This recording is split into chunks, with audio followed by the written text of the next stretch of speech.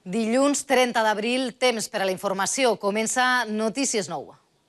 I així, a casa no ha sigut menys espectacular la captura que ha fet un pescador a Cullera. Ha pescat només amb la seva canya un tauró blau. Fa vora 3 metres i pesa més de 150 quilos. Una hora i mitja de lluita ha fet possible que Abel, un veí de Carlet, hagi fet la captura de la seva vida. Me digueren en algun moment si volia passar la canya, que l'agarrara algú per aguantar-la, però no. Jo me'l vaig lluitar jo soles i jo me'l vaig traure.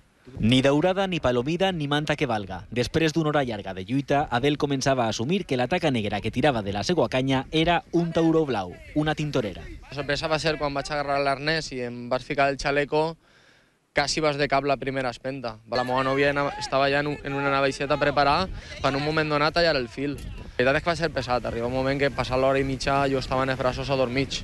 El tauró s'havia acostat a 100 metres del Brosquil, a Cullera, un hàbitat estranyíssim per a aquestes espècies. Em tocava per telèfon als seus familiars que vingueren, tots els dels xalets vingueren correguents, així de repente eren 40 persones. I en el meu ganxo i altra gent que em va ajudar, 7 o 8 persones peleant, intentaren pujar-nos a pagar dalt i molt de patiment, em va fer mal els genolls.